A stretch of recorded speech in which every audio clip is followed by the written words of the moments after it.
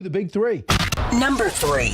There isn't a modern experience of how to think about this. The tariffs are larger than forecasters had expected, certainly larger than we expected, even in our upside case. Well, that's interesting. Jerome Powell not helping the economy. Hello, Italy. One day after Japan comes to town to iron out a new trade relationship, Trump welcomes Meloni as the two good friends look to lock up a new deal in an effort to balance trade and isolate China. Number 2. What we're trying to do here is not just focus on primaries where there's potentially an older incumbent, but more than anything, an ineffective person in that position, and replace them with a generational leader to build the future of our party.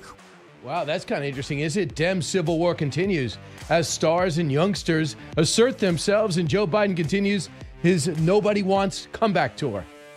Number 1. I just landed at the airport in San Salvador a little while ago. The goal of my visit is the release of Kilmeade Garcia. I told his wife and his family I would do everything possible to bring him home. You mean the wife he beat twice, at least?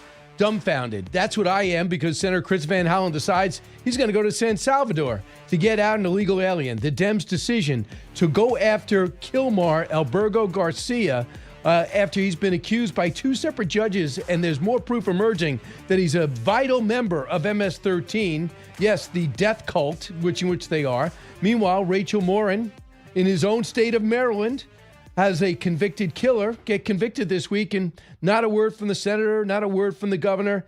They are upside down on this.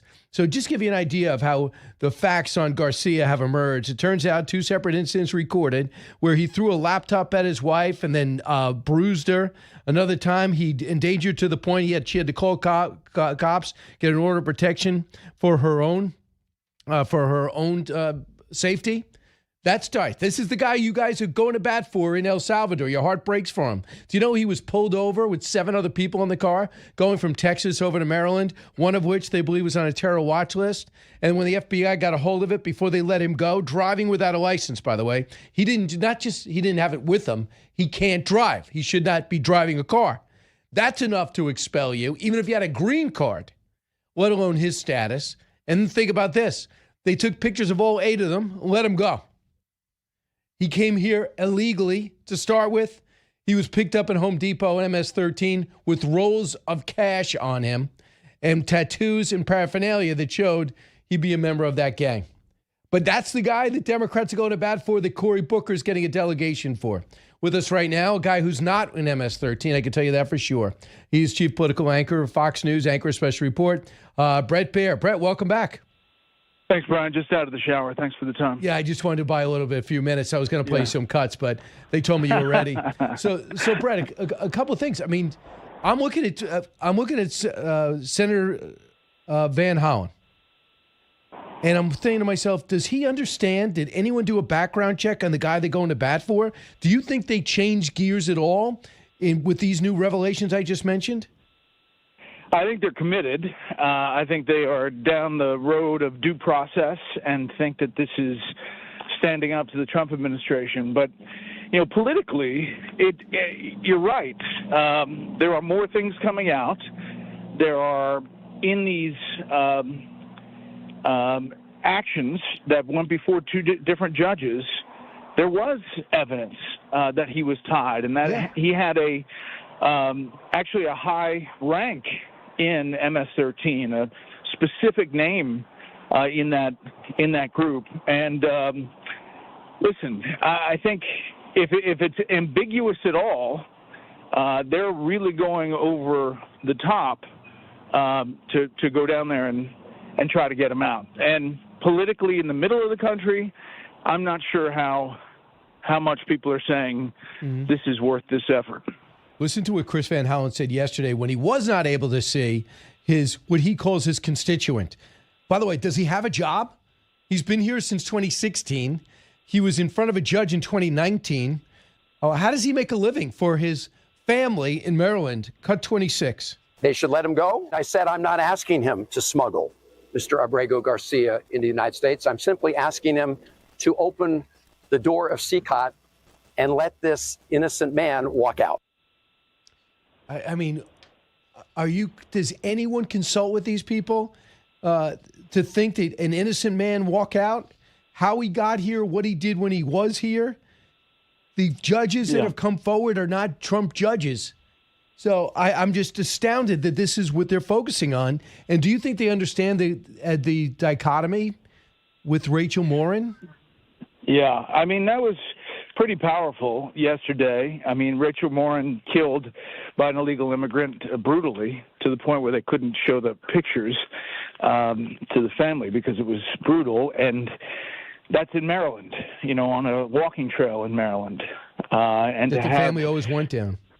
To have the mother come out and say, to have a Maryland senator doing this now doesn't make any sense. It was powerful politically. Now, if President Trump wanted, could he put the screws and say, let this guy go to the president of El Salvador? Probably. But they don't see any upside to doing that, and clearly they have more evidence that he was MS-13 than they don't. So I know you wouldn't be watching this, but I was able to pull this out today. Maggie Haberman of the New York Times fancies herself as a Trump insider on CNN, Cut 23. What is your sense of what's happening behind the White House, behind the scenes in the White House, and how they're viewing both Judge Boasberg today threatening contempt and the judge yesterday saying, I'm going to have 2 weeks of intense discovery and find out if you guys are just blatantly ignoring this order? Well, they're ready to see what the judges do, and they are going to come to court, and I think they are going to take the same minimalist approach that we have seen. And I think the general feeling, and we'll see how this plays out, Caitlin, but the general feeling in the administration is they have better odds than not with the Supreme Court, because the Supreme Court generally is not going to want to dictate. The conservative justices are not going to want to try to look like they are dictating how the U.S. handles some aspect of immigration enforcement or foreign policy. And she went on to say that she believes the Trump administration wants this fight because it highlights the difference between the parties, and it's the great strength of the Republicans because they seem to be on the side of the public when it comes to illegal immigration. Well, I think she's right there. I think the Trump administration wants the political fight. They like the difference. They like the Chris Van Hollen images and their images with Rachel Morin's mom. I think, the judge and criminal contempt is really interesting because where does he go if the DOJ decides not to prosecute that criminal contempt? I think she is also right that the Supreme Court is inclined to give the executive branch the control on foreign policy. I usually think that works at best. So, Bret, I gotta ask you on another level with the tariffs. When Japan came to town yesterday and I heard all the positive early reports, I thought we were going to have a deal. And now we have Italy's prime minister, who's a Trump whisperer, really good friends. They really respect each other. I thought that would be deal too. What's holding up the deal? Is it more complicated than it seems? Couldn't they have rolled out and say we agree on a framework and start racking up some wins with allies? Yeah, I think these trade deals are very complex on a number of different levels, not just specific products, but also letting products in. And if that country, for example, Japan, has done that for years, sometimes it takes some bit to unwind. And Treasury Secretary Bessent intimated that it's not, just automatic. However, any little deal I think the market is hungry for, any sign that this is the beginning of a framework for all these deals. They continue to say that 130 countries are reaching out, including China. They just have to get one across the finish line. Right. This is really getting serious. I mean, when you consider that China says we're holding back magnets and rare earth, we're stopping the purchase of Boeing aircraft. I don't know where else they're going to go with it. And now they're thinking about pharmaceuticals, where we do make still the majority of our pharmaceuticals there. Some people on daily medication could be affected. It's a big deal. I mean, the question is, how long can China hold out and how long can we hold out? I think we can hold out longer. China imports a lot to its country, and a trade war, it doesn't seem like it could last that long for China before it sees real detrimental impacts to its economy, which is why President Xi is doing his own tour in Asia, in Vietnam and other places to try to shore up those relationships. I think if they make these deals, the U.S., it puts the squeeze on China, and maybe it gets them to a table in a different position. Yeah, we'll have to see. Lastly, in the New York Times today, last night it broke that evidently the Netanyahu's plans that he shared with President Trump wasn't impressed with. He said, I don't want to start another Middle Eastern war. Let's see where these talks go, which puts a lot of focus in Rome tomorrow. But what about the thought of 30-pound bombs that are going to be needed, 30-ton bombs that are going to be needed to blow up their nuclear program? The fact that they're going to need us to knock the rockets out of the sky like Biden was able to do. This is all coming to a head because the enrichment's got them on the threshold of having a nuclear bomb. Yeah, and depending on who you talk to, they're already there. And I've heard that prior to last week, there was kind of a very close go, no go to giving Netanyahu the green light while the air defenses in Iran are down from the last attack that Israel did to take out these facilities. And the pushback has been the president doesn't want that. He wants to give Iran a shot. Iran wasn't going to do direct one-on-one talks, and suddenly they are, because I think they realize the window is closing. And so it is crucial this weekend what comes out of it. And Steve Witkoff, has kind of gone back and forth whether it's going to be a complete elimination of the program or taking it down to a certain percentage.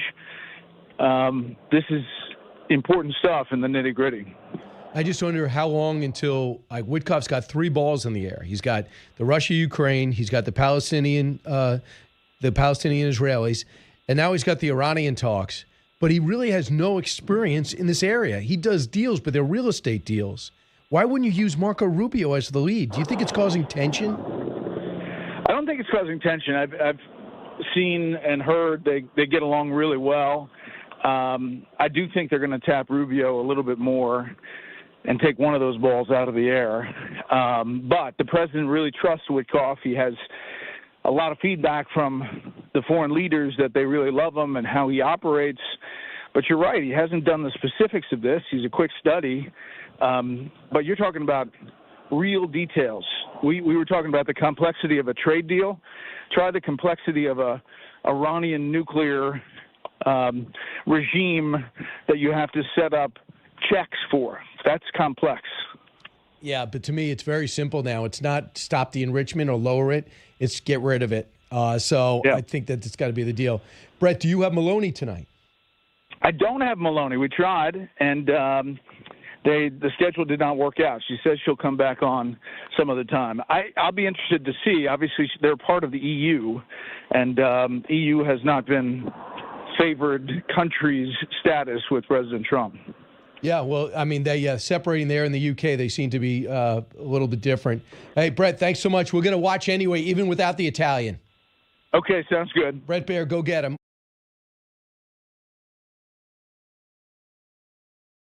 So Marc Beckman is back in studio, CEO of DMA United, NYU Senior Fellow, Emerging Technology, and author of the book, Some Future Day, How AI is Going to Change Everything. And we're at that moment now. Marc, great to see you again. It's great to see you too, Brian. So Marc, you've matched the world of politics we're in now and AI. If there's anything hotter, I don't know what it is.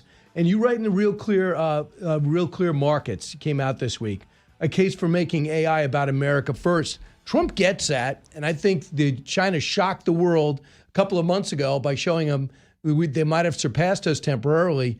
Your thoughts about how to get that top spot? Yeah, I think it's really interesting. Our focus, it's a great question, actually, because a lot of people don't talk about this issue specifically. What we need to do as a nation is focus on the entire ecosystem. So a lot of the public, Brian, are attracted to the algorithm, right? They like to see how AI is creating through generative AI, artwork, film, storytelling, script writing. But the ecosystem goes beyond the algorithm. It includes hardware and energy, power. So what Trump has done is really interesting. He's unlocking investment in American infrastructure, which will bring jobs and also grow the power of American AI. And that's what we saw with Stargate when Oracle, SoftBank, and OpenAI came together the day after the inauguration and committed $500 billion. So what's interesting now is if you think about it, we need a ton of compute. That's the infrastructure, and that can be hurt with, and I talk about this in the article, that's where we could be hurt with these tariffs, but then also the power. So we can't just build these hyperscale data centers to support AI infrastructure, the compute, without access to power and energy. So I've been having some interesting conversations with certain people because renewables won't be enough for that. We love renewables, right? Nobody's going to be against preserving the environment. But the truth is that we need other sources of tremendous power to drive these hyperscale data centers. Do you think the fear of AI is over? When Altman comes out with OpenAI 2 or 3 years ago, he was like, well, listen, I'm kind of concerned about how this could get too big and out of control. We need some regulation. Elon Musk constantly talks about that. I don't hear much about that now. Why is that? I'll be honest. I do hear a lot of fear. There is a lot, especially in conservative groups. I find that people on the Republican side, for some reason, are a little bit more skeptical about how artificial intelligence will impact society adversely as it relates to weaponry, as it relates to religion, which is very interesting. It's a topic not often discussed, but it comes my way a lot. But in what way religion? Well, they find that, like, for example, Elon Musk's Neuralink, the idea of putting a chip, fueling AI in one's brain to access data, and even for medical purposes, there are doctors right here, Brian, actually out on Long Island, that are using AI, inputting chips in their brains to have paralyzed patients feel and move again, but people feel like that's tinkering with humanity, with life, and there's a big movement against. I mean, we think that in a few months that he's going to be able to restore sight in blind people with Neuralink. True. So you could say that, well, I don't like AI doing that, messing with nature, unless you're the blind one.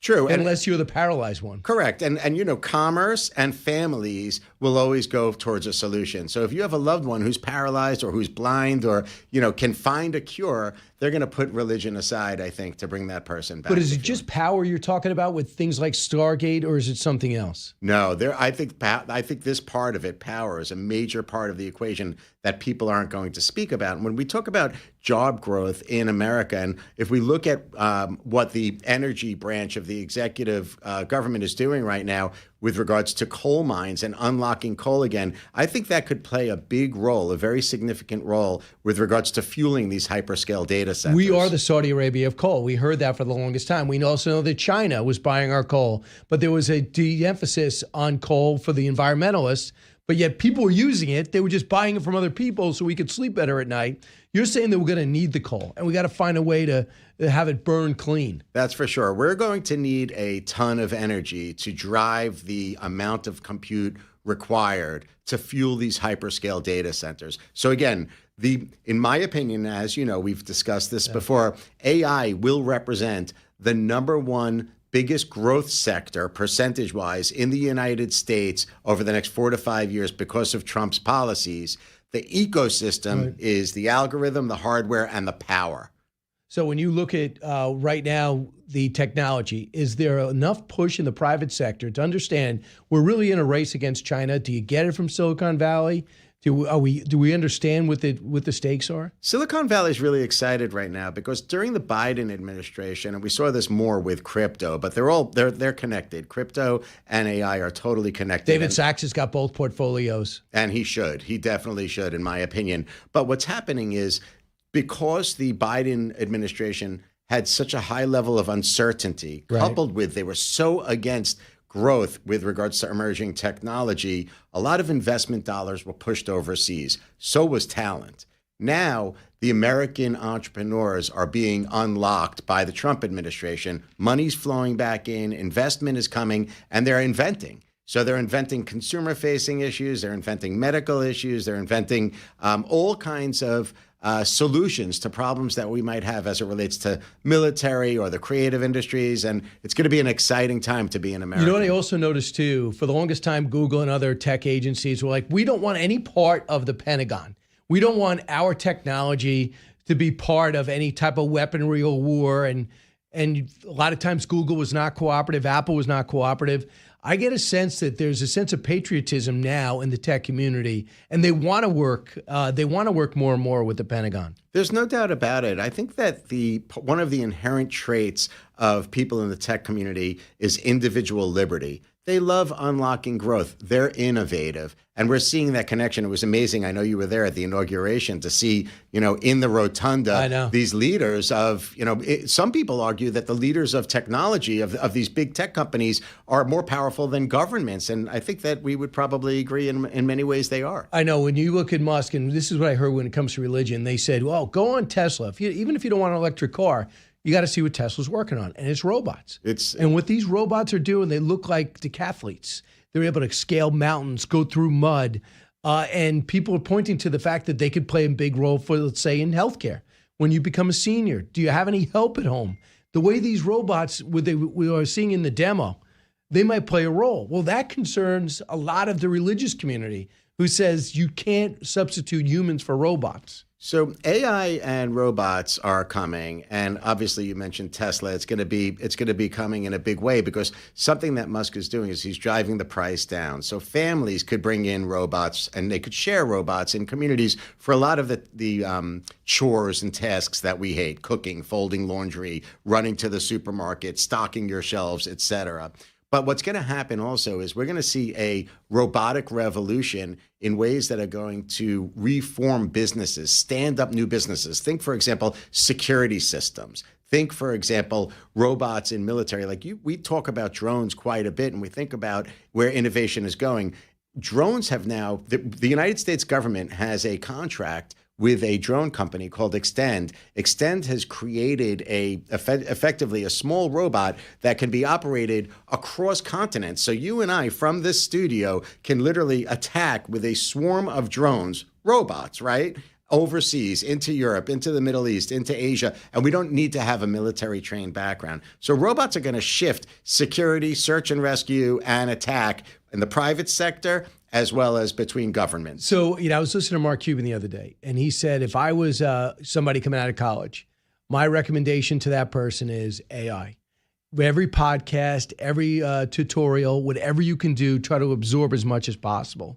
What is your sense for people that maybe been overwhelmed by the computer age? Start a fresh start with AI. You can create your own foundation. I gave a lecture last night at Columbia Business School, and one of these really smart students asked me the same question. My answer was the same. Because artificial will provide an underpinning across all business sectors, from fashion and art to music, sports, finance, medicine, military equipment, you have to look at AI to see new growth, new innovation, and tack into it. I think if you're 20 years old today and you're looking to get involved, that's the spot. Look at AI and where it's growing and changing, totally disrupting industries. By the way, Marc, Beckman's here, CEO of DMN United, NYU senior senior fellow at emerging technology over there, and author of Some Future Day, How AI is Going to Change Everything. So right now, security means a lot. China's been great in the past of hacking our advances and using that, replicating it, and improving on it. How secure is our AI advantage, or do we still have one? Well, I love the topic of cyber attacks. And let's just push it over there for a minute when you talk about security. We're at a disadvantage because we are a decentralized nation when it comes to infrastructure, right? So think in terms of, we don't have one government like China. Our government doesn't control our hospitals, our water supply. There's not one government entity or agency overlooking our communications, our banking sector. So what's happened here in the United States, actually here in New York City, is the New York City government has partnered with the state and federal government to create a triangle to defend from cyber attacks that are coming in from China, from Iran, and beyond. People don't talk about it, but it's a big issue, because think about it. If we're going to go after infrastructure at China with a cyber attack, China protects themselves. If they're coming at our hospitals, if they're coming at our banking system, it's the private sector that needs to protect. It's not one government. So we're at a disadvantage with that. So I know you don't construct it physically, but we know that China has cut off rare earth, magnets,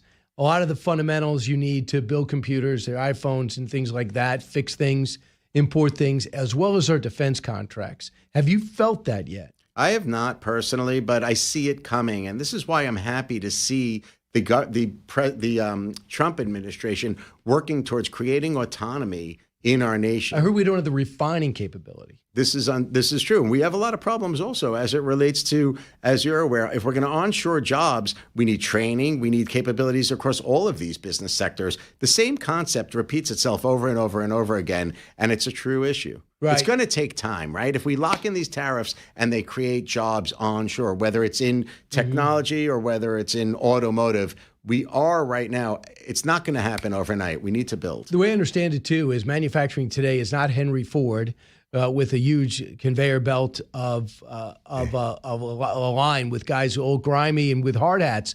A lot of this is going to be high tech, and robots do a lot of it.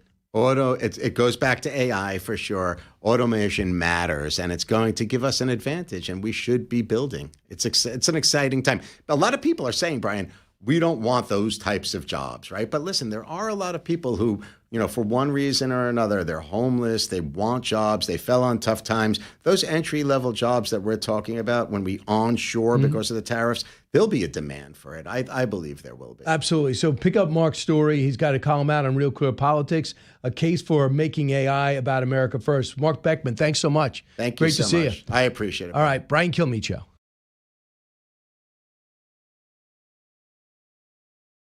Joining us now is Julian Epstein, served as chief counsel for the House Judiciary Committee. It was Democrats and the Oversight Committee for the Democrats from 96 to 2001. Julian, what about the decision for Senator Van Hollen to go over to San Salvador to try to get into that prison and get this guy home or get him back to America?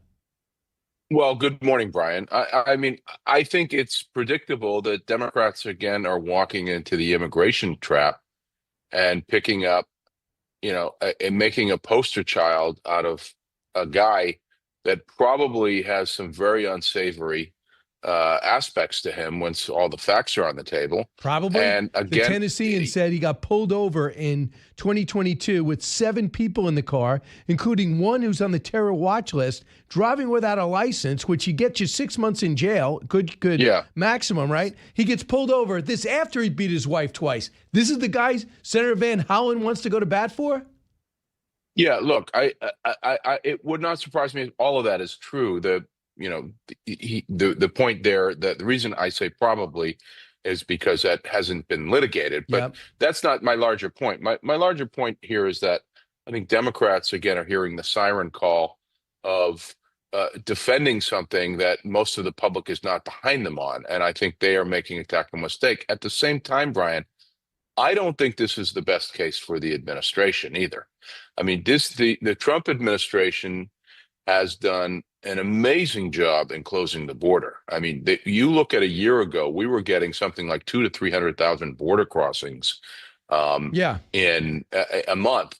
If you look at what happened in March, a year ago, if you look at what happened in March of this year, border crossings went down something from like 300,000 to 10,000.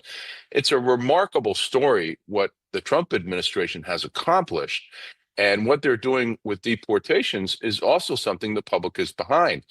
Now, why the administration would want to have out on the headlines for weeks on end a case in which they admit they made a mistake. They admit in the filings before the court that the deportation of Abrego Garcia was illegal only because he was sent to El Salvador, not because he's a good guy and should stay in this country. The administration has every legal right to deport him to any country other than El Salvador. But why they want to take a case where they admit they got it wrong? The Supreme Court said, try to clean it up if you can. And they want to make this their celebrated case. It just seems to me to be bad politics. If I'm the administration... We'll see. But I want you to hear what Maggie Haberman said. Pete, the second one that we had, let's listen to that. The bet is that this ruling, the main one by Justice Roberts, which was sort of a split, right? It was a way to give everybody something where they could say they won and hold things together. I don't know how long that's going to hold. They're clearly going to end up back at the court eventually. But this administration wants this fight. You saw that today. You have seen that every day that they talk about immigration. They think that the court of public opinion is generally on their side, and they would certainly rather be talking about this than talking about tariffs or talking about economic confidence decreasing. right? If they're going to bat for this guy like he's a hero, if he just had no background and, they just happen to be Hispanic, then I would agree with you. But his background is terrible. And now we find out rolls of cash, beat his wife twice, order of protection, with the kid sitting right there, beating her, then driving, maybe transporting illegals across state lines. Good luck with that, guys. I can't wait to see Cory Booker in front of the prison. I think he's likely got in a very, very unsavory past. And as I say, there is a legal order that is perfectly legitimate for his deportation. They don't have to prove any of all the things you're talking about, or whether it was an MS-13. There's a legal order for his deportation now. And, there are so many good poster children that the administration could put up on the deportation issue. The Democrats really, for the most part, don't really have a leg to stand on any of these cases. But the administration, it seems to me, is picking the one case where they can say, hey, this guy may be this or that, but the law is on our side. Even the Supreme Court said so in a 9-0 case. The reason I think it's bad politics, Brian, is because, politics is about addition, not subtraction. Let's say 70-80% of the public is behind what the administration is doing generally on immigration. I think that's true. Why do you want to pick a case where you may lose 10 to 20% of the American public who is concerned that the Supreme Court? Well, they wouldn't be bringing it up. Even the Justice, but they wouldn't be bringing it up in a second if the Democrats didn't keep hammering it. Okay, congratulations. Go run on that. So maybe you can speak at the DNC if you get him out in time. Can we talk about tariffs for a second? Real quick, I want to, because we talked about this case a lot. Gavin Newsom came out yesterday, and it's interesting. He needs money from the federal government. He's talking about making amends with Trump, working together when they can. And then yesterday he comes out and basically says, I'm suing you because of the tariffs, cut 6. For 14% of the U.S. GDP. That is 50% higher than the next state. No other state will be more impacted by the impacts of this, as Christine said, uncertainty that is best described as toxic uncertainty. And he goes on to say, he goes on to say that, so we're going to sue the federal government because of these tariffs. Your thoughts? Well, as a legal matter, the Democrats and Newsom does not have much ground to stand on. The president has emergency power control, and a large part of the Democratic establishment, the left, likes the fact that the president has tariffs. You can look at what Chuck Schumer tried to do on this a year ago. They had an opportunity to try to limit the president's tariff power. There aren't the votes for it even in the Democratic caucus. So I think that I think that Newsom has very, very little legal ground to stand on.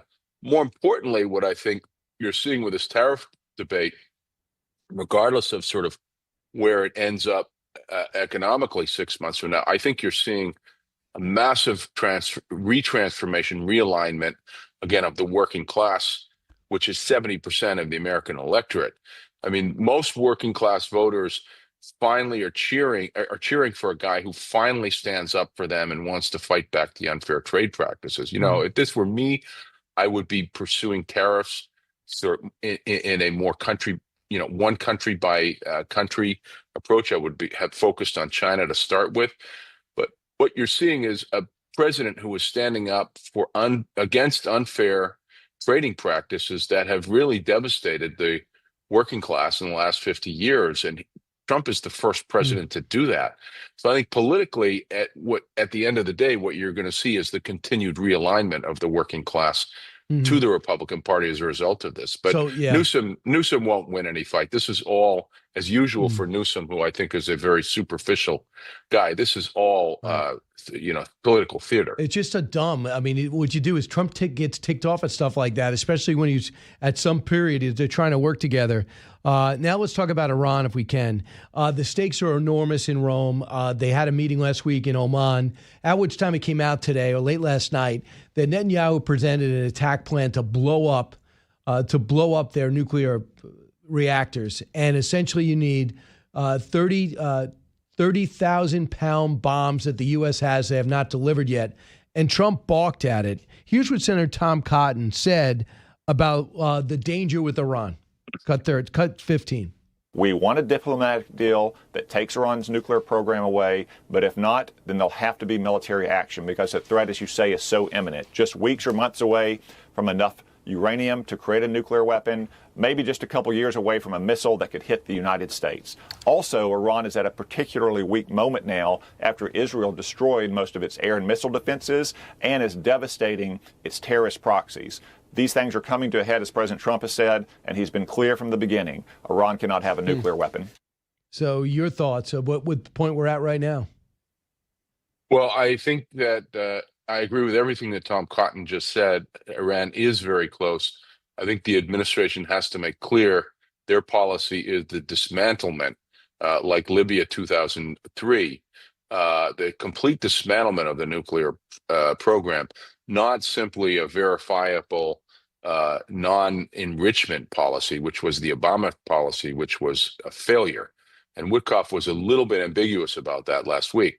But more importantly, I think what you saw yesterday was the administration in Israel coordinating on that message. I think that was staged. I think it was smart that it was staged, where the administration is saying, if you basically have no options here, and if you don't completely dismantle, we will greenlight Israel to go ahead and take out not just the nuclear, but maybe the energy as well, which I think they should consider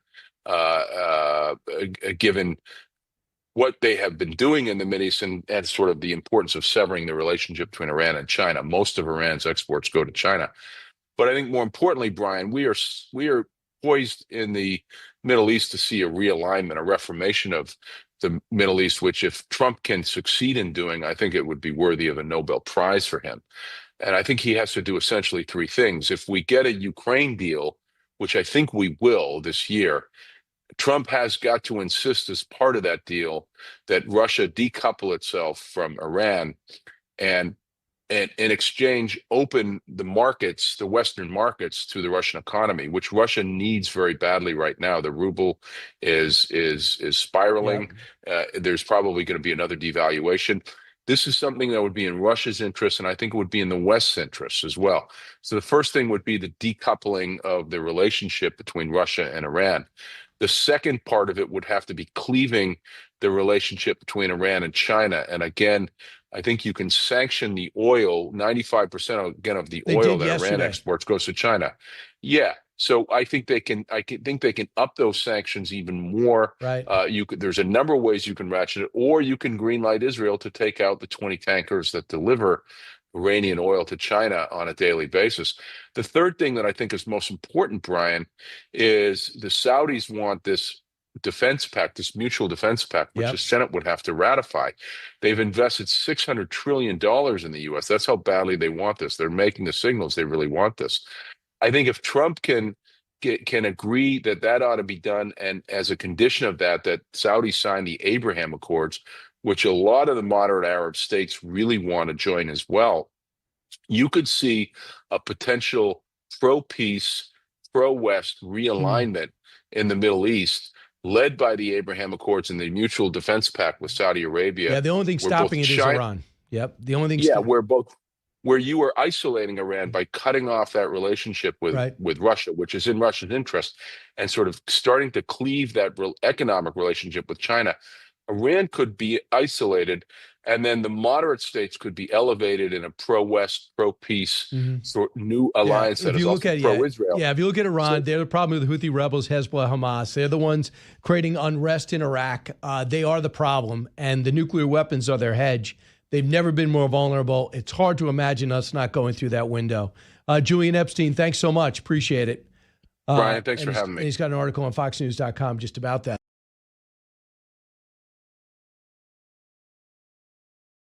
What we're trying to do here is not just focus on primaries where there's potentially an older incumbent, but more than anything, an ineffective person in that position, and replace them with a generational leader to build the future of our party. We're also focusing on competitive races to support the Democrat in those races. Competitive general election races. Yes, but we're not going to challenge the Democratic incumbent in those races. We do not want to lose the House here, but we want to help make sure that we win back the House.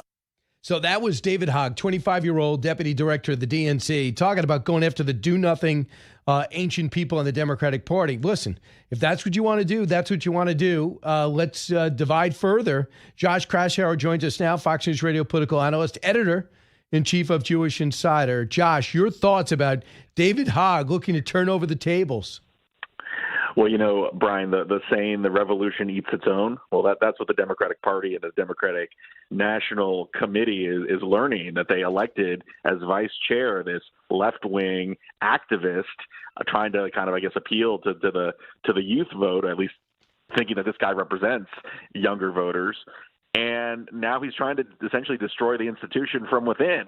It's a story we see in a lot of spaces where you bring in these activist types in left of center spaces, and then they try to ruin the institution. And that's created a circular firing squad within the Democratic Party. But the role of the DNC is to help the party maintain its power, win majorities, help incumbents get elected. He wants to essentially primary incumbents. And look, it'd be fine for him to do that if he was, working for an outside group that was an activist group. But he decided to, become a leader of the DNC, and that's something we've never seen before. That someone from within the party is trying to essentially destroy it or really disrupt it from the inside. Yeah, he says, I would say it's out of people that he wants out are ineffective or in with the effective. That's what he goes, that's what we're trying to do here. And the Democratic response, unnamed in today's New York Post, says David Hogg is interested in one thing, and that's David Hogg. Whether it's using PAC to enrich himself, raising money for only himself, or going on TV about himself, his plan, like so many other lacklusters, is to use politics to get rich. So that's from a fellow Democrat. So I'm not sure why, because he's a loudest speaker. He's a young person, but he's always been a firebrand for the left. So I guess Bernie Sanders and AOC should be pleased.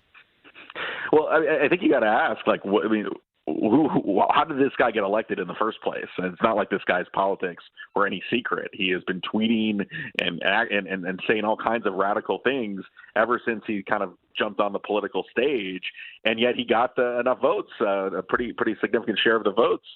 When the DNC elected its leadership, notably too. I mean, doesn't get as much attention, but the new chairman, Ken Martin, hasn't really been that visible of a spokesperson. Like, where is he at a time where the party really needs some leadership and direction? So the whole party is in disarray. I mean, you think that this would be a moment where the party would find its sea legs. They are in disarray. They have been indulging these radical voices. They're afraid to speak out against them, even though they know that this is the type of indulgence and catering to this fringe group that is going to ultimately hurt their chances in winning elections in purple districts and purple states across the country. So I'm looking right now, and it looks like Bernie Sanders raised $11.4 million in the first quarter. We know that AOC $9.6 million. So she's making some. He's 83. She's not. But if you listen to Nate Silver, 538, he said if he was to do betting right now, he would bet that she'd be the nominee in 2028. Is that what Democratic circles are saying?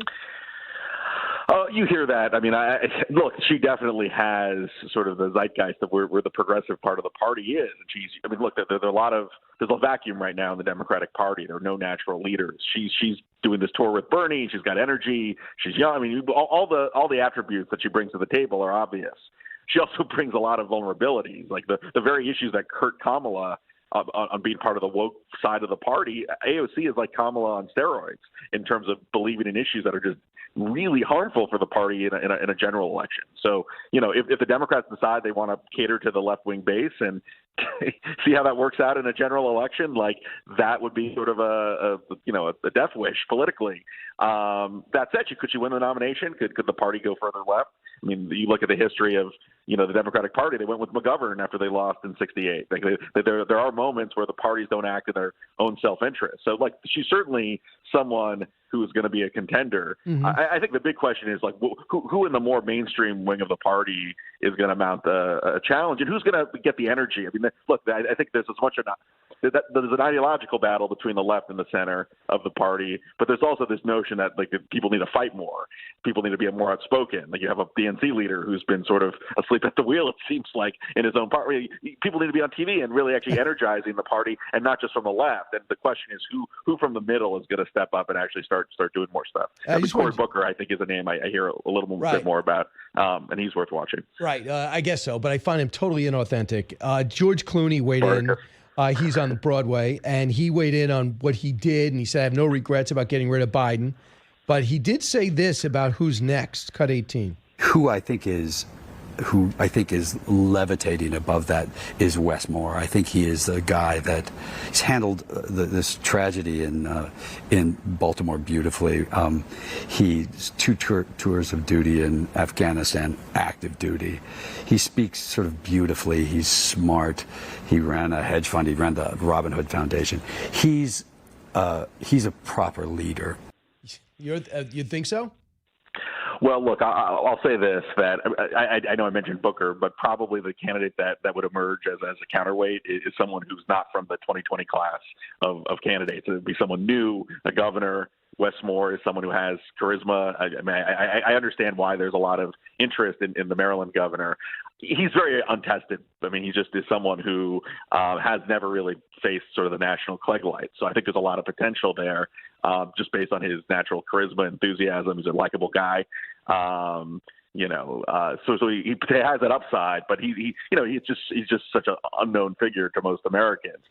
Josh Shapiro he's been in the news for ugly reasons this week, but I think he is also someone to watch if the more moderate part of the party finds its sea legs and actually wants to be more pragmatic and go in that direction.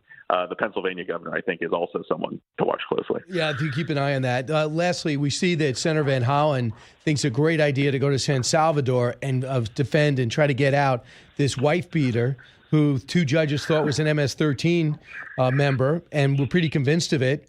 Came here illegally, asked for asylum, lost out on both, but he had an order to removal, but not to El Salvador. Having said that, is this the prison you want to die on? When this emerges, at one point they're going to go, yeah, he only beat his wife twice. That's why I want him back. Are they going to even acknowledge that this guy was driving without a license with 7 other people, one of which was on a terror watch list? FBI took their pictures, according to the Tennessean. The more we look at this guy's background, huge wads of cash on him. They said that he was hanging out with proven MS-13 people, not in a Home Depot working, but outside a Home Depot, up to no good. So your thoughts about, do Democrats back off soon? Well, look, in the case of Van Hollen, it would probably be nice if he spoke out as much against Israel, the hostages in Israel, American and would have been Israeli nice. American victims. He loves Gaza, though. He loves the Palestinians in Gaza. That they're the victims. Yeah, I mean, look, this is one of those complicated issues where, first of all, I think it would have been useful for the administration to get all their information about Garcia out in the first place. I mean, from a PR perspective, like the fact that this is coming out weeks later after this deportation is not helpful. It almost seems like they're trying to justify things after the fact. And secondly, I prefer to have this. I mean, I think the American way is to have this being litigated in a court of law, and that's part of the argument. Like on immigration, Trump has a lot of political capital. A lot of people trust Trump on fighting illegal immigration.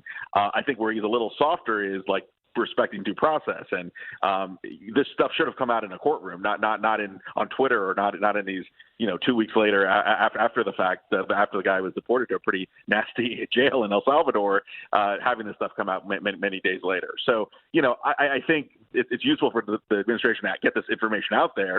It's a little late, right? And this should be done in a courtroom. That's the whole point of our legal system. So I mean that's the bigger test, where judges like Judge Boasberger, and we'll see what the Supreme Court may say later on, are saying that there's contempt going on from the administration. Here's Pam Bondi, cut 31. ICE declared him as a member of MS-13. The police officers, the gang unit, declared him as a member of MS-13. And also, they independently went to a reliable, confidential informant who said not only is he a member of MS-13, he gave them the clique, the Westerns, and he was called a Chicao, which is one of the higher-ranking MS-13 members. So they rightfully detained him, rightfully. An immigration judge agreed. So, listen, they're the one who keep questioning him, and you keep digging down, and he gets worse by the day.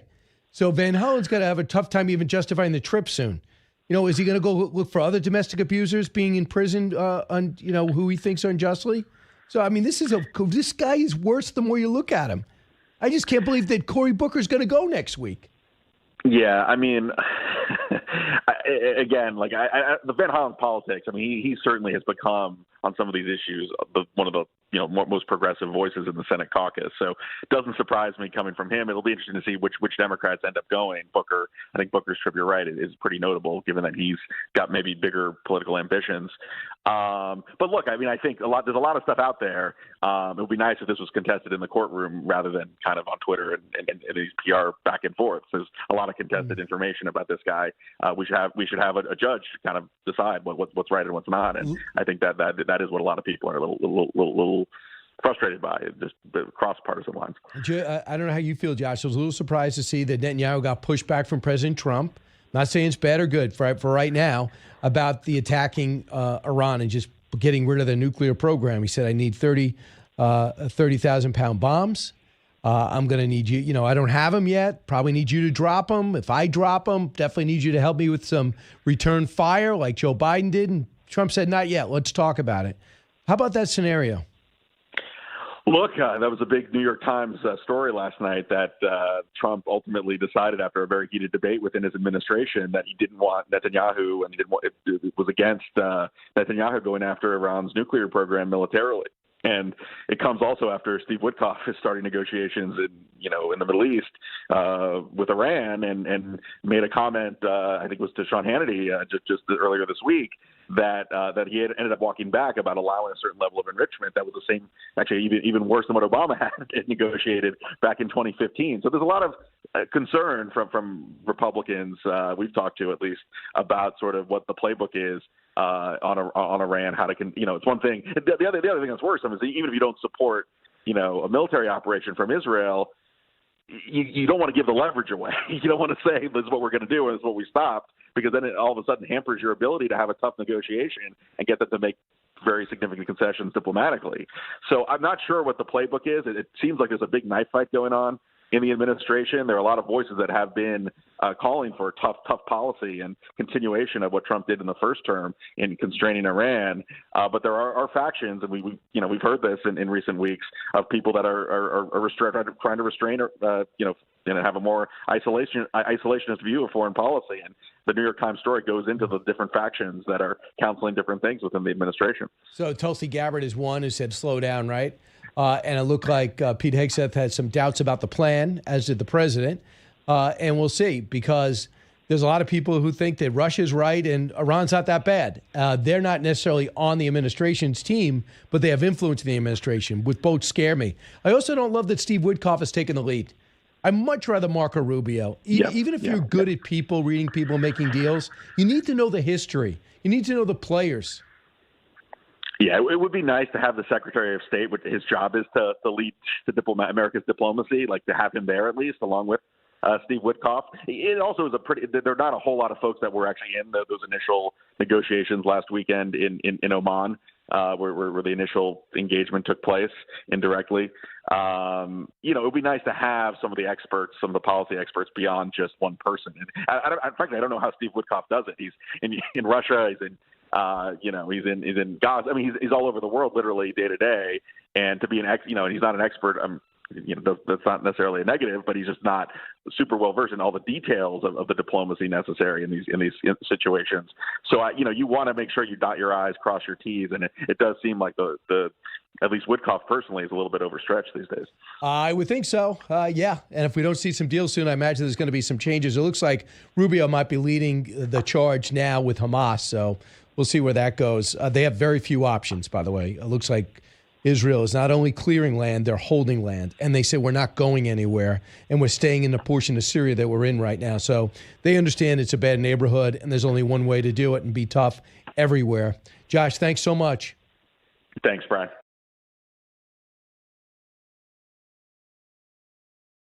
Marc Thiessen, as you know, writes for the Washington Post, speechwriter for Bush during his day, and now Fox News contributor. Marc, your thoughts about this ongoing trade war? Yeah, so I'm cautiously optimistic.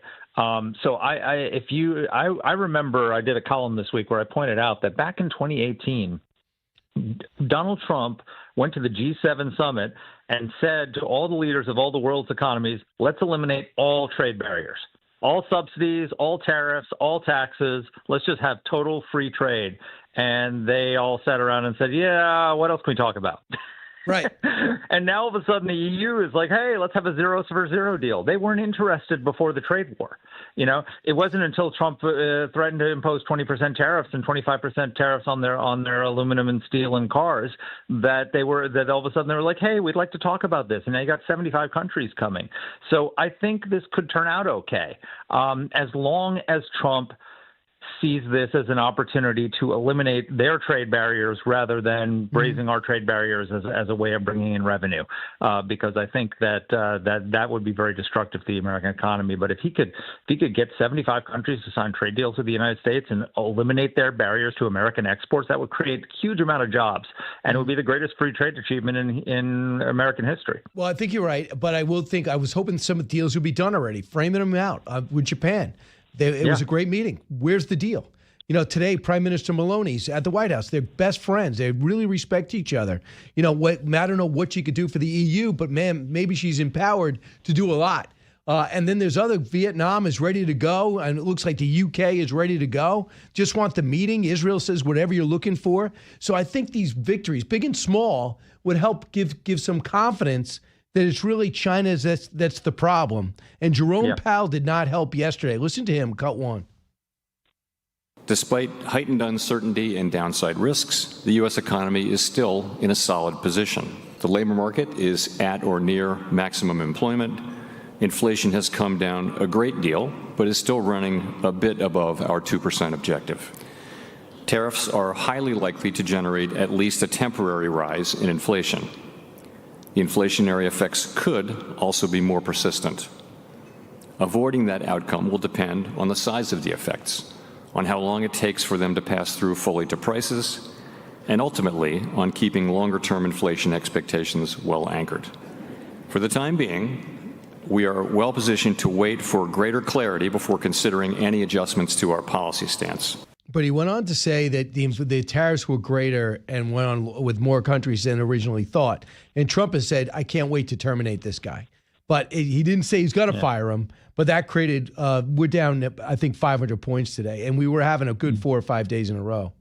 Yeah, it's irresponsible. I mean, look, first of all, Trump has put a 90-day pause on most of the tariffs, not all of them, but most of them. And so there's no reason to say this right now.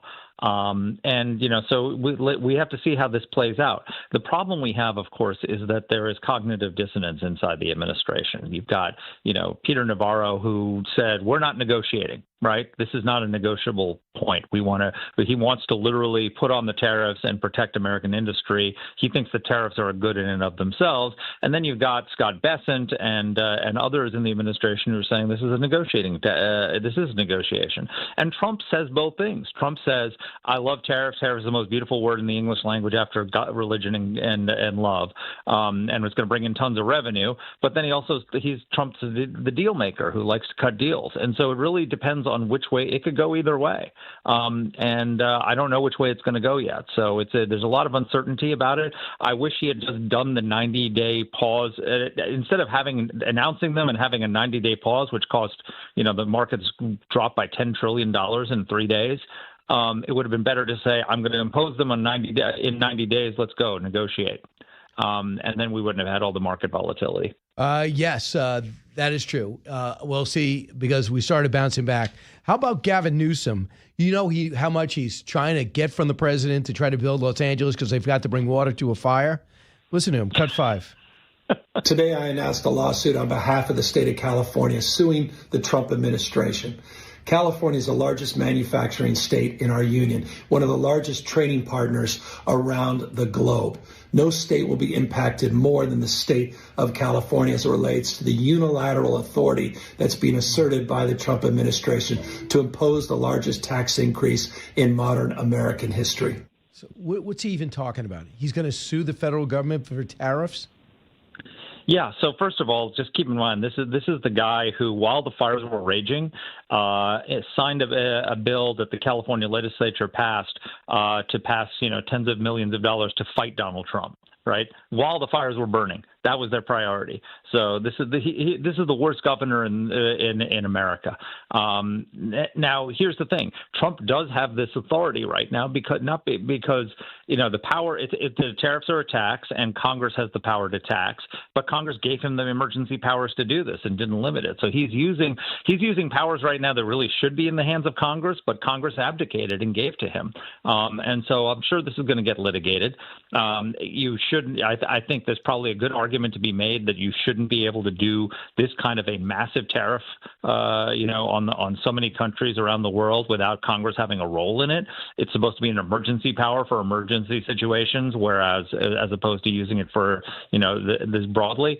But that's what Congress did. They gave him the authority, and he's using it. So let's talk about the story that broke last night in the New York Times saying that Netanyahu had this plan of attack.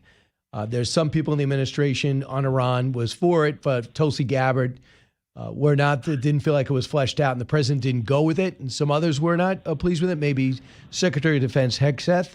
Your thoughts about where we're at as we ready for day 2 talks in Rome? So here's the thing. Iran has never been more vulnerable than they are today. They've lost the Hamas has been decimated. Hezbollah has been destroyed. Trump is pummeling the Houthis. The Assad regime is gone. They twice tried to attack Israel and failed, and Israel took out their air defenses and their ballistic missile capabilities. So they are strategically naked. They are incapable of launching a serious response to a military strike, either directly or through proxies. They are weak. And so Trump has maximum leverage right now. He needs to negotiate a deal that is, I fully support him trying to do this peacefully. But his standard should be the Libya deal, not the JCPOA. The Libya deal where we literally came in, we carted away Libya's nuclear program and took it to Oak Ridge, Tennessee, where it's sitting to this day. Right? That's the kind of deal you need to negotiate, or they get bombed and we take it out. And there should be no middle ground in that. Witkoff goes before the negotiations and says, well, right now our position is dismantling, but that could change. What the heck? What kind is that? The art? Did he not read The Art of the Deal? You don't give away your leverage before you sit at the table. This guy is an absolute mess. Why would you do that with the Iranians? So, I don't trust Witkoff. I trust Donald Trump. And I think the problem we have right now is that he's surrounded himself with a lot of people who don't want him to take military action.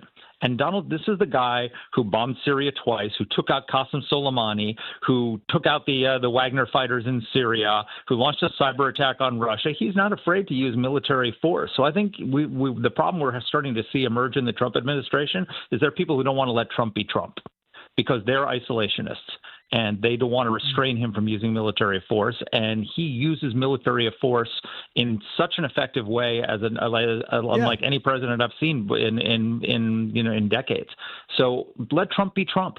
Stop trying to restrain him. Because if we go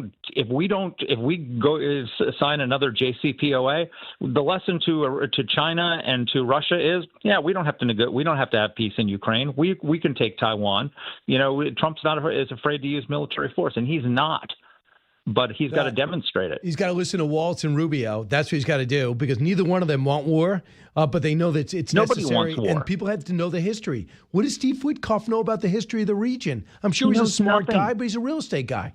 And also, he goes into a negotiation with Vladimir Putin. He knows nothing about Russia. He's going into these negotiations sitting across the table from a KGB spy master. Okay, a guy who is trained in psychological operations, who knows how to manipulate people, and he's completely overmatched in all of this. And on top of that, why is he? Both of these are full-time jobs. He's got 3. Negotiating the Iran deal is a full-time job. Negotiating peace in Ukraine is a full-time job. Why is he doing both? Why is he doing all 3? Why is he doing anything? I've asked him, why is he doing anything? The guy's a disaster. Right. So, I mean, if he wants to come in and talk about deal points or things to that nature, but Rubio's great and Waltz is great. They understand the region. They know what war's like. I would be very happy if they were taking the lead. I do worry. I mean, people don't understand that any deal with Iran just prolongs the pain, and we're going to look back in history and say, why did we let them get off the mat and become a nuclear power? Well, we have a window of opportunity now that's going to close because they're going to rebuild their capabilities. They're going to rebuild their air defenses. They're going to rebuild their missiles. There's a window of opportunity now to either do it or not do it. And so I think Trump should, by all means, use that leverage to force them to do it peacefully. But it has to be the kind of deal where literally U.S. comes in, goes through all of its facilities, takes the weapons, puts them on planes, and takes them to Oak Ridge, Tennessee. All the centrifuges, all the uranium, everything goes. Or we take it out militarily. But you know the problem, Mark. The message: when you give up your nukes, you pay the price. Gaddafi ends up dying a horrific death, and Libya goes into tumult. We watch Ukraine. They gave up their nuclear weapons with promise of security. See how that went? They've had anything but since then. So, I mean, what happens when you give up nuclear weapons? It's not a great lesson. Well, you have to make the alternative worse, which is that we're going to bomb you if you don't comply. What Trump said to the Iranians after he killed Qasem Soleimani, he said, if you retaliate, I've picked out 52 sites and I'm going to take them out, and they back down. He needs to have that same kind of, and it only works if they believe that he's willing to do it. And in his first term, he showed he's willing to do it. But right now, people are starting to doubt because he surrounded himself with people. I mean, you had J.D. Vance in that Signal chat who didn't want to do the bombing of the Houthis. If you're not willing to bomb the Houthis, you're not willing to bomb Iran. Well, how about this? He said it was Europe. We're doing Europe's work. Yeah, you know how many U.S. ships have been attacked in the Persian Gulf? I mean, it's ridiculous. So in the first term, they were saying that Trump was surrounded by all these establishment Republicans, and they're going to surround people who are in line with Trump. It turns out that's not the case. Tulsi Gabbard is not in line with Trump. She was opposed, as I understand it, she was opposed to the Qasem Soleimani strike. She is an isolationist, and so is Vance. And so I'm worried that right now you've got people who are less in line with Trump than the people who were in his first term, which was one of the most successful foreign policy presidencies of my lifetime. Let Trump be Trump.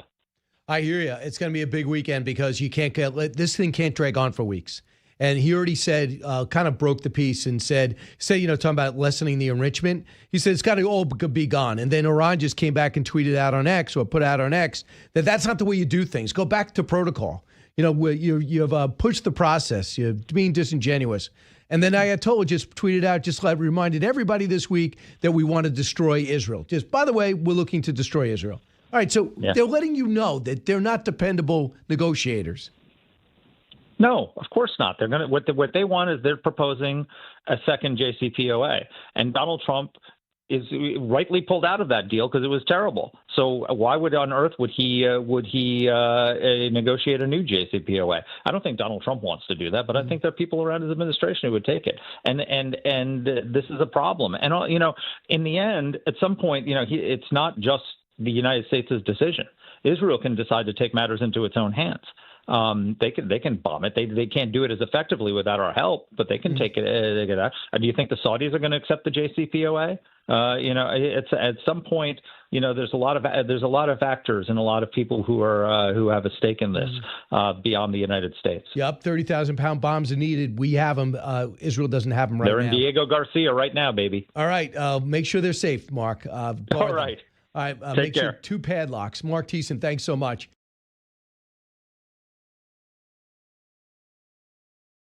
Joshua Ballard joins us now, CEO of USA Rare Earth. And in case you have not been following all the semantics around the tariff deal, one thing is pretty clear.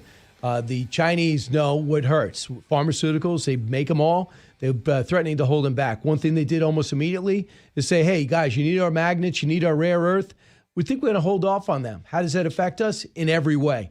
You talk about defense. You talk about computers, your iPhone, everything that we need in terms of AI. They're holding it back. And the question is, why were we so reliant on them to begin with? And that's why I thought Joshua was the best guy to talk to about this. Josh, welcome back. I know you wrote a column about that, and you knew this was a problem. The last administration kind of took their eye off the ball after the pandemic. We started coming out of the pandemic. Obviously not a wise move. I would agree. Yeah, we certainly started talking about it in a much bigger way during the first Trump administration. And we really refocused on renewables and the electrification of the economy and took our eye off the ball on these rare earths. And we left ourselves in a very tough position today. The way I understand it, yeah, we do have some resources. But in order to set up a refinery, it takes like 20 years because of all the regulations and the environment. You got people, got governors in Minnesota, like Tim Walz, say, we're not going to do any strip mining there. It's too dangerous. In Nevada, the same situation. So we just buy it elsewhere. How has that cost us? It's cost us massively. I mean, you have to understand the rare earths that China has focused on, these heavy rare earths and these magnets, are underpinning our defense industry, our aerospace industry, our auto manufacturing industries. And all of this is going to slowly come to a halt. We now have to go to China for permission to make our rockets, right? Or to put magnets in our drones. Or what do you mean permission? What do you mean permission? These are export controls. We have to go and ask to allow these minerals out of China to use them, right? All of them come from China. They chose the minerals that they control 98% of globally. There are some rare earths that are made here in the U.S. You have to think about rare earths as light and heavies. Light rare earths are actually fairly abundant, and we make them here in the U.S., although much of it's still processed in China today, even what we make here in the U.S. But these heavies are totally controlled by China. They underpin much of our technologies, defense, aerospace, as well as in medical uses. Gadolinium, which is one of the ones listed, is used in MRI machines. Millions of it every day. We use a few of these in cancer to attack cancers and so forth. Like, this is very targeted and very specific. Who else has their refinery capability? Really, today, nobody outside of China, really, especially the heavy rare earths. Most of that entirely is processed by China. We've been working on processing technologies for heavy rare earths here in the U.S. We have a deposit in West Texas, which is heavy in heavies, if you will. It's very rich in heavies and heavy rare earths, but it takes a number of years. We've lost this processing technology. We gave it up to China over the last few decades, as you described as we started this segment, and we have to rebuild that completely from scratch, and we're working pretty hard on it. Have they cut it off already? Yeah, they've cut it off. They haven't said it, right? But these export controls have frozen exports out of the country, and there's no mechanism actually in place to allow them out.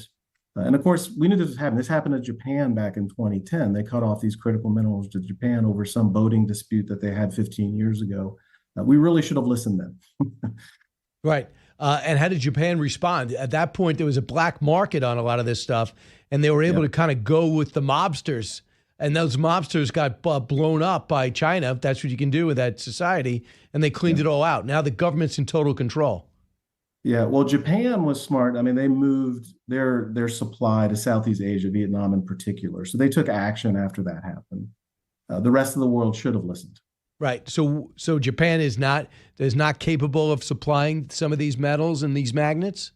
It's possible. They have magnet production in China. They're one of the only countries that are making these permanent rare earth magnets outside of China today. So that is one source potentially that we can get them from. What I think we need to do is surge it here. We're building a 310,000 square foot facility in Oklahoma. It's going to make hundreds of millions of these things. Let's just surge this thing. We can build up this supply chain here in the U.S. On the magnet and metal making side, we can do it fairly quickly. And by that, I mean, over the next couple of years, we could really surge it if we want. On the deposit side, though, that takes a few years. Even if you take out the permitting challenges and all of that, you still have to work there's still science you have to go through in engineering to make sure you get this right. It's still a few years away, likely, especially on the heavy rare earth So side. Do you think we're at the point, we're talking to Josh Ballard now from CEO of USA Rare Earth. Josh, do you think we're at the point where the president can issue a Defense Production Act action and start massively making these things, bypassing some of the regulations that will have stopped us in the past?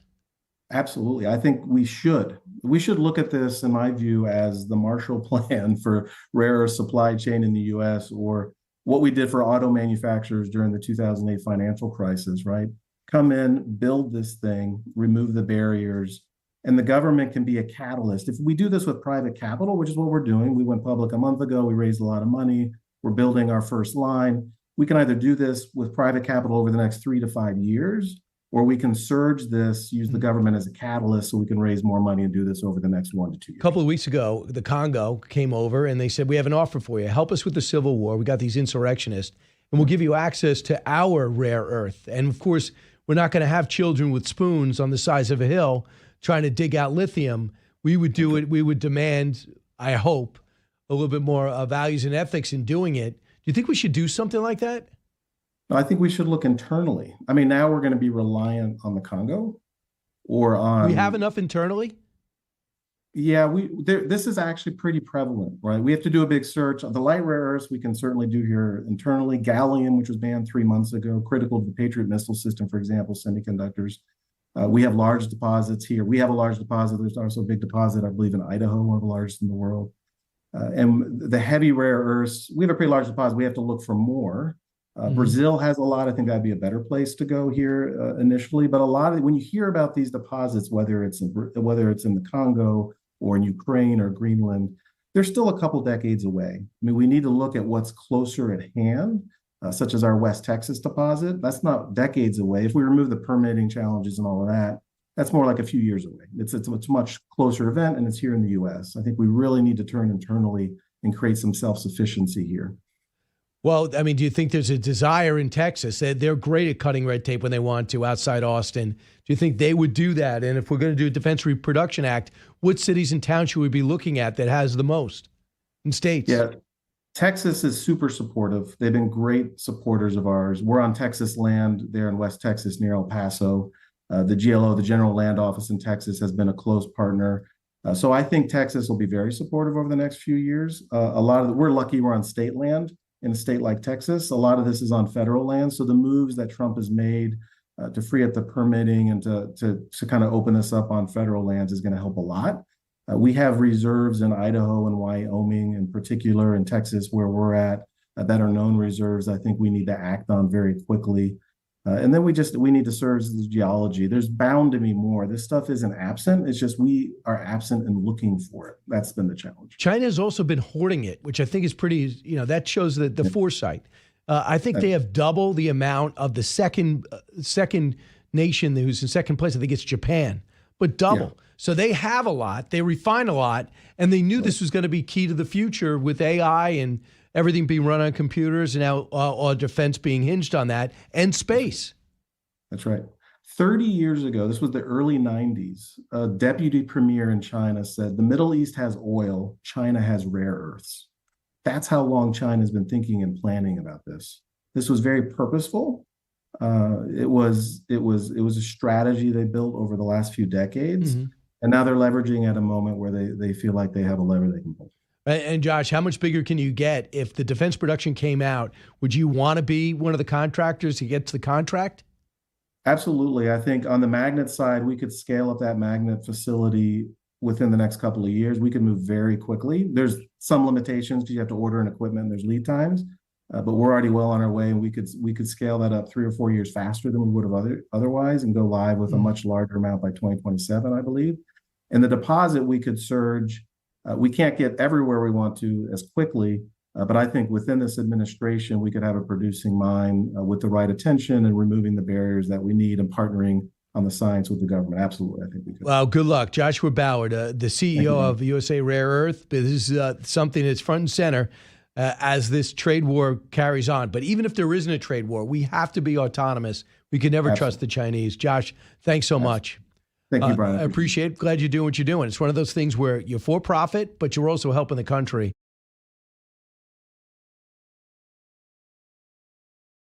I don't know if it was brave. It was a civic duty because I found that people on my side of the street, I'm a Democrat. I was a Democrat in Kentucky, so I get it. When I saw people on my side of the street not telling the truth, I thought that was time to... Are people still mad at you for that? Some people, sure. It's okay. Listen, the idea of freedom of speech, the specific idea of it is, you can't demand freedom of speech and then say, but don't say bad things about me. So that was George Clooney yesterday trying to promote his Broadway play with Jake Tapper, who wrote a book about how Joe Biden really wasn't president and all the scandal that led up to his ouster. George Clooney is acting like a hero. Number one, it's just odd. I know he's a great-looking guy. He's got a great sense of fashion and presence and a successful actor-producer, although he screwed up Tender Bar. I couldn't believe it, that movie. But number two is he's got his shirt buttoned down to basically his navel. It is a very John Travolta-like in the 1970s. It's bizarre. But having said that, don't give him too much credit. Remember, Joe Biden was at, I think, G7 or G20. He's there, and then he finds out George Clooney's having a star-studded event for him. He flies back. But then he had to go to the G7. So he started G20, he's going to G7. He had to fly back. So this guy's 100 years old. He could barely function in Washington, and they sent him back and forth to Europe 3 times. He shows up on Clooney's stage, and he's literally catatonic. That's when Obama touches his back and had to lead him off the stage. Clooney didn't say anything until after the debate, and he fell apart. Then Clooney goes, listen, I got to use my freedom of speech. Not the same Joe Biden. Need another candidate. Also telling, and I'll bring it up with Josh Kraushaar in just a moment, is that he said, I wanted a jungle primary after, where everyone had a chance in a mini primary to see who the best nominee is. So essentially saying that Kamala Harris, not his pick either. You know who said the same exact thing? President Obama. But yet he says there was no coordination between Obama and him. Please.